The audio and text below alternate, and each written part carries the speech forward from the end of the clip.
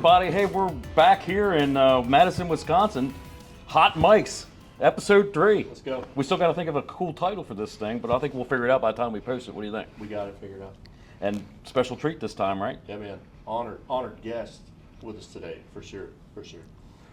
Give us a little background on who this guy is. So we got Mr. Jamie Conn here, a brother from our CLCP class that we mentioned a few weeks ago, part of the NRECA certification program for safety professionals. And we met 2 years ago now, I guess it is, when we kicked this thing off. And Jamie and I, like many others, just hit it off real tight. And we're glad to have you here, man. We kind of teased the conversation with Jamie the other week, and we wanted to snowball the idea to bring in the guy who actually had the original idea. So Jamie, man, we're glad you're here, dude. Tell us a little bit more about that and who you are and where you're from and kind of your story, dude. Sure, guys. Excited to be here as well. I'm honored to be invited to be able to do this. Very exciting. Story, I just started with Bluegrass Energy back in 2001 as a lineman, and have been working that job for the last 20 years. I had a brief stint where I did some ministry, and in the last few years I had this opportunity to come over to the safety world, and I've enjoyed it. I've really enjoyed just the idea of taking care of people and looking after the well-being, and there's just so many challenges that this portion of the job never appreciated that have now captivated me, and I'm very excited to be working on. You know, one of the buzzwords that we're hearing, or some of the buzzwords we're hearing in the world today, is about competency and caring. And so it always resonated with me because I'm thinking that's right, Jamie, to your point. If you care, you can get out there and do great things in this job. And a lot of folks get into safety for a lot of different reasons, right, Micah? And Yeah. well, it could be that they were voluntold. It could be that they had a passion for it. It could be, and we've talked about this before, all the different pathways and how diverse our industry is, especially with the safety people. So, what are your thoughts on, some of the stuff we've been seeing from Jamie on LinkedIn, some of his comments and some of his thoughts and philosophies? Well, he's not going to like some of this, but here, get over it, Jamie. Man, you're on a different little plane, I think, for most of us, and you and I share a lot of commonality in the way we think and things. And so, yeah, you've got some recent traction on some social media because the way you think and the way you process certain things, and you see kind of beyond what we consider a normal situation or scenario. So yeah, you and I know we share a lot of that stuff in common. So what drives you toward that thought process, man? What made you kind of start thinking beyond what we see? Sure, because usually it is beyond just what you see. Usually things are layered, right? They're nuanced. There's more to things than just what meets the eye.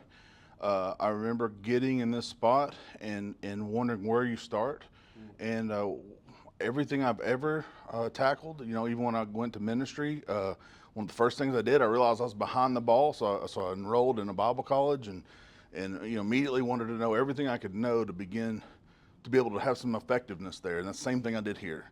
And so I started to find resources, books, reaching out to people saying, hey, what can I do to be a master, be elevated in this spot?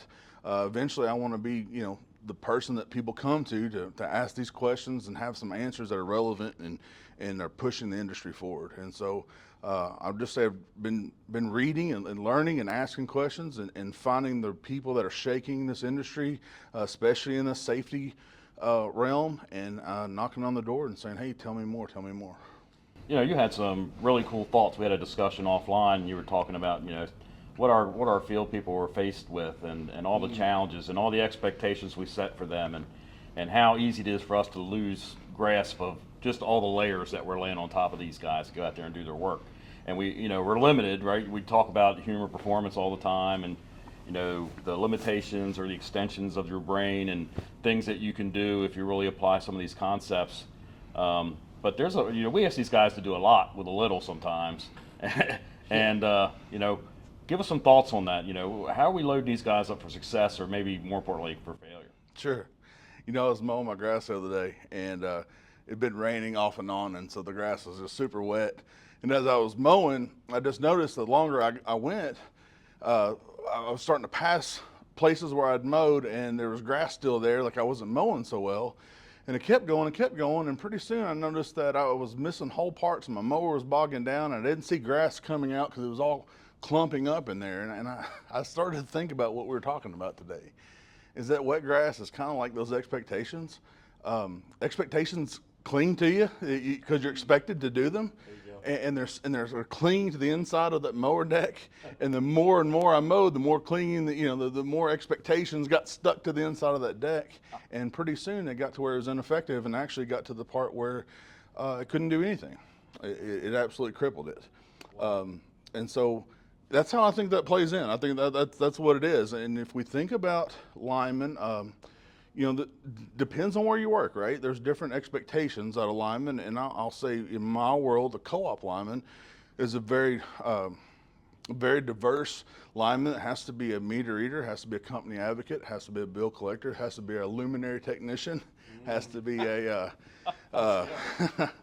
he has to be a pole changer, he has to be a serviceman, he has to be a technician. He has all these different hats that he wears, and may not see any of those things. A firefighter, an emergency responder, all those things, and may not see. May run into that role one time in a year. May not see that again for another 2-3 years from that point, depending. Man, that's huge. You covered just about that much of it, right? Right. Of what a guy could really experience. Because man, when you stopped, I'm still going. I'm thinking work zone, and then I'm thinking PR, public relations, and dealing with an angry member and an angry customer. Oh, exactly. So many things, dude. You're right. So that's kind of where you and I started with that talk of, man, what if we wrote it out? What if we listed it out, and what would that look like? So I'll jump in and ask you, similarities in the contractor space with some of the weight that's on these guys? Yeah, the contractors, we're in different worlds, right? So our revenue stream is different. Our your members, our customers, how we interact and what the expectations are. Things that we have to deliver are a little different. The way that we have to, think about every decision that we make as a contractor affects the bottom line. If you're gonna, how you're gonna set your crew up that day, or is it time to buy a new truck? How much life can we get out of a tool? All these things, right? And so if you think about what happens on the crew, now you have a crew that's trying to be as lean as possible, efficient, right? How can we get the most return on our investment with this project work, right? So, some of the work that we do is unit based or T&E, and it's a little bit easier. Some of it is lump sum. Hey, you're going to come do this project. You're going to do it for this amount of money. You're going to have to manage the whole thing, and you're going to have to deliver it on time, and we don't have any incidents. The guys in the field, they're at the tip of the spear, right? They're the ones that we're applying all this pressure to. Hey, we need to get this project done on time. We don't want to have any events, but we also need to have all the compliance things done. Did you do your pre-trip inspection? Did you pre-flight your boom? Did you, inspect your PPE, whether it's your rubber gloves and sleeves, your harness and stuff? Sticks, gloves, hoists, all of it. So, and I think any worker, whether it's a contractor or somebody that's working for the utility, they're feeling pressures, and a lot of it, honestly, Mike, is self-imposed time pressures, right? These guys want to get the lights on, and they want to do it quickly and efficiently, and they don't want to waste time, and so it's rock and roll time, and there's a trap there, isn't it? Yeah, you're right. I'll throw it back to you, Jamie, for real. Like the trap word, and then another word you said about efficiency, and it leads into something that we talked about, boss, with now, unfortunately, because of efficiency, because of time constraints, or even crew makeup and manpower, now we got guys choosing which things, right, that we're going to identify and highlight, and we're gonna get these today. Those are high priority, requirements, or those are the standards that we got to adhere to for this moment, and I get it. That's solely going to be based on the exposure for that job, for sure. But do you think that's part of the trap Mike's talking about, man, when we got guys having to make those decisions with all that accountability out there? Yes, because I think what you're doing is we're brushing up against human limits. That's what happens, and so there's like I don't know if you want to call it defense mechanism or whatever it is, but it's where we start to create our own hierarchies, right? We start to create our own pyramids of like what's most important out here, which which is was a tool for survival. I'm not going to blame, that's not it's not a negative thing that when you're faced with all these things, when everything's a priority, nothing is, right? Yeah. So that's the thing that we bump up against when we come into that. And so we have our limits, and when you have that, when people are faced with all these different priorities, we're going to start to see safety drift. We're going to start to see people checking boxes, and that kind of just pleasing the system because they can't. If I can't do it right, if I can't do it to perfection, and a lot of us have that kind of attitude, right? If I can't do it all the way, then I'm not going to give it, not going to give it its fair. It's old, just the old college try type thing, and that's not what we need. And Mike and I were having this conversation right before here. He was talking about professionalism, and that with professionalism is also a very clear bar and set of expectations, and they ought to be achievable and they ought to be meetable.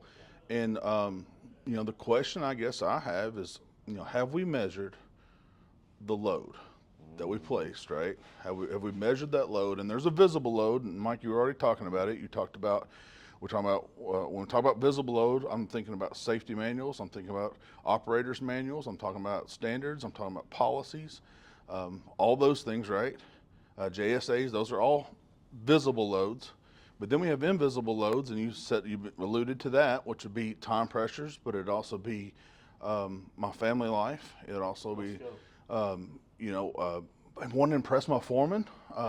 There's all these little things in there, right, that are hard to measure that we're not even talking about. And so all those, we're not robots. And we got to remember that part, because we can't factor those things. You can't say you turn those things off and here you're just a worker. Yeah, how many times have we heard that said after an incident? We just trained you on that. We just had a meeting about that. Why aren't these guys getting the message? They must just be like reckless and don't care.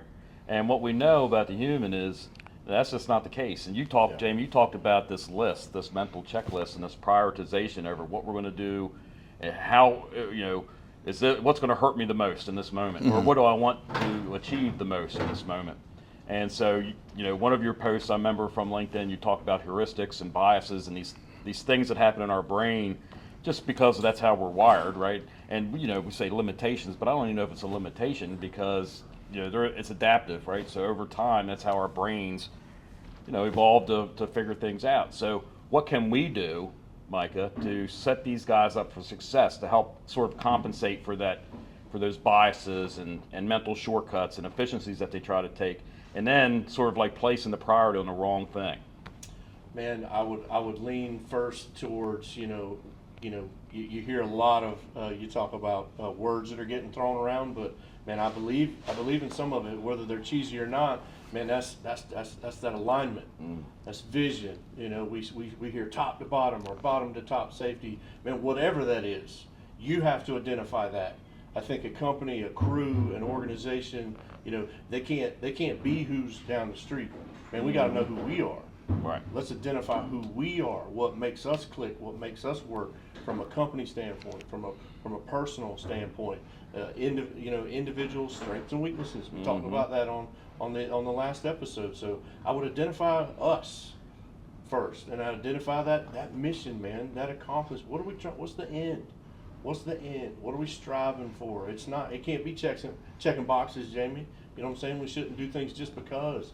It should have a meaning behind it, man. That's where I would start. How about you? Can I chime in here? Yeah. I was thinking, to simplify would be to amplify, right? I love the ideas when we start to bring focus in and start to talk about things like sticky, right? The stuff that will kill you. And we start to think about failing safe, and those are amplifying simple ideas, and say, if I'm going to make a pyramid, if I'm going to make a hierarchy here, what do I need to be paying the most attention to? And those things really, really are attractive to me, and just thinking about that, because one of the big hurdles I think we have to do is clearing some of this clutter away that we've created with all the expectations, right? Because here's what I never see, Mike. I never see someone say, here's a new safety rule, now which ones can I take away? Right. right? It's not an exchange program.